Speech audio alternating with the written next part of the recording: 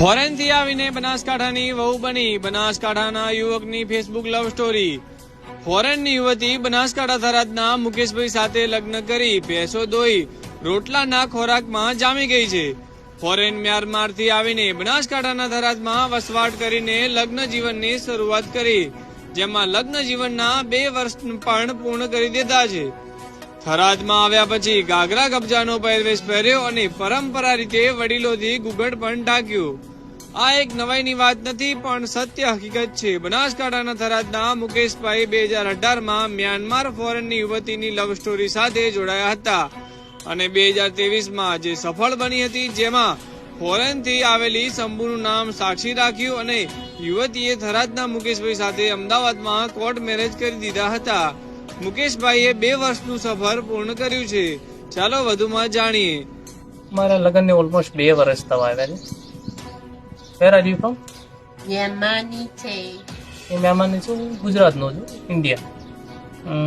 અમે ફેસબુકમાં મળ્યા હતા 2018માં, 2018 રાઈટ? 2018. જાન્યુઆરી 19 તો 2023 May 22 is I coming here after relationship 5 years. 5 વર્ષ ફેસબુકમાં વાત કર્યા પછી 22 માર્ચ 2023માં એ ભારત આવ્યા હતા, દિલ્હી એરપોર્ટ। ત્યારે આ 5 વર્ષની અંદર અમે ઘણી વાર video call, normal call, message ઘણા બધા કર્યા। 2018માં વાત ચાલુ થઈ હતી, 2019માં કોરોના આવી ગયો, એ ઇન્ડિયા આવવા માંગતા। મને એવું નતું લાગતું કે એ કહેવા નહીં, મને એવું કે મજાક કરે છે। 2020માં નથડી પહેરાવી હતી, ત્યારે તમારા મમ્મી શું બોલ્યા હતા તમને? India auntie. ઇન્ડિયા આંટી, કેમ કે ત્યાં નાક નથી પહેરાવતા ને કોઈ પહેરતા નથી। તો પછી ધીરે ધીરે હાલ ઓલમોસ્ટ 2 વર્ષ થઈ ગયા। અહીંયાથી ઘરના બધા કામ કરે છે।